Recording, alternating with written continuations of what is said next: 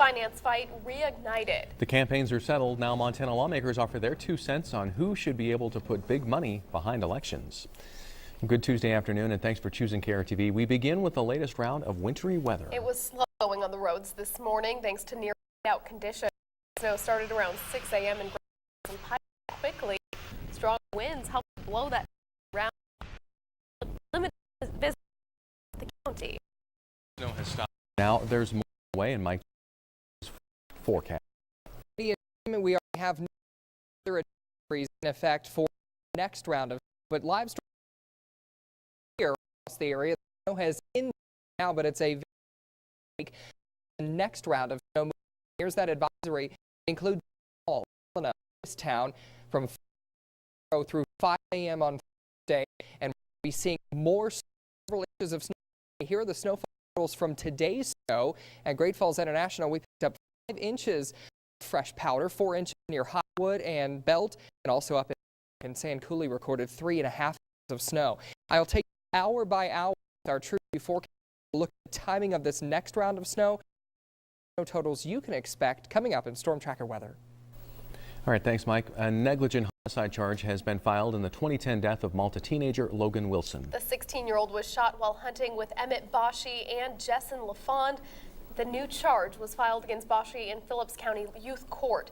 Initially, both LaFond and Boschee told investigators Wilson shot himself, but court documents indicate Boschee changed his story multiple times.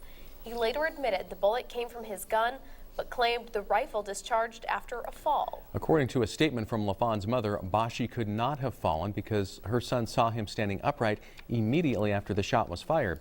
On yet another occasion, Boschee, who was 50 to 60 yards away from Wilson and LaFond, told Phillips County deputies that he was scoping his hunting partners when the fatal shot was accidentally fired. If convicted, 17-year-old Boschee faces incarceration until he's 18, and he could be on probation until he's 25. Both Boschee and LaFond previously received probation for felony obstruction of justice charges. Details are emerging in the stabbing death of a 21-year-old Fort Benton man. Court documents filed in Choteau County indicate Fletcher Courtnage McKenzie was fighting with another man when he was stabbed by 25-year-old Casey Carlos. The affidavit gives witness accounts of the fight inside the pastime bar. One witness claims while Courtnage McKenzie and another man were fighting, Carlos approached the victim and struck him on the left side. The witness says Courtnage McKenzie started bleeding immediately after being hit. When questioned by authorities, the suspect admitted to stabbing the victim 2 or 3 times. He also gave a description of the knife, which was found by authorities near a street corner. A medical examination of Courtnage McKenzie revealed he suffered 4 wounds from the knife, 2 below the left armpit, 1 in the spleen area, and 1 in the left arm. Carlos will be arraigned on charges of deliberate homicide, assault with a weapon, and tampering with evidence this Friday in Fort Benton. Investigators also received accounts of Carlos's demeanor. One man says he was pushed by him earlier in the evening, and the bar owner, who reported seeing Carlos with a knife, says he was knocked down by the suspect. A Belt man is accused of molesting a young girl on several different occasions. Michael Banker faces a charge of sexual intercourse without consent. The victim, who was 11 years old at the time of the last incident, claims Banker made her disrobe from the waist down so he could perform oral sex. According to the victim, the assaults always happened in the living room of Banker's home. The suspect is in his mid-50s.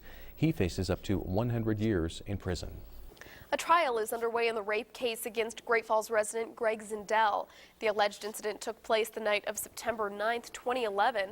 The victim took the stand this morning detailing the events of that evening, explaining to the jury she believed she'd been drugged, making it difficult to fight off ZIndell's sexual advances.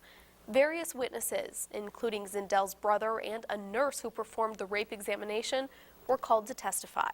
What was her demeanor that you noted when you first had contact with her? Very distressed and crying. Very distressed and crying? Yes. And what do you mean by distressed? And probably a stupid question, but for the record, tell us what you mean by distressed. Generally somebody who is anxious or maybe has lots of anxiety and not their normal personality. They may be shaking, crying. They just are not handling things well. This trial is scheduled to continue through the week with a verdict reached by Friday. The effort to revive old buildings around Great Falls kicks into high gear this week with work on a large downtown facility. KRTV's Claire Anderson takes us inside the old First Interstate Bank as a team tears things apart to make it new. We have these funds that are government funds, federal funds, that are used strictly for cleanup. Brownfield Redevelopment Project was created in 2006 after receiving $1 million in federal funds from the Environmental Protection Agency. It's very important because we have a lot of old buildings that have asbestos and lead paint and all these other contaminants in them, and they might sit empty if these funds weren't available. The cleanup of the old First Interstate Bank downtown is exactly what this type of loan fund is for, and it is helping the Easter Seals Goodwill move into a new, larger space. Knowing that this bank building was available and in very good shape. So it really was a much cheaper option for us. It allowed us to do this where we couldn't afford to build. It was too cost prohibitive. By assisting in cleaning up buildings like this, the project allows companies to make the move into facilities that take up prime real estate but are in need of a pricey facelift. And what it does is it makes it possible for these buildings to be renovated and reused. Their infrastructure is already here, we just need to remodel those buildings. The first Cascade County Brownfield redevelopment project was on the corner of Central and 9th, where an old gas station site became Mountain Mud Coffee Shop in 2010. Developers hope Brownfield continues helping companies deal with hazardous buildings and work sites.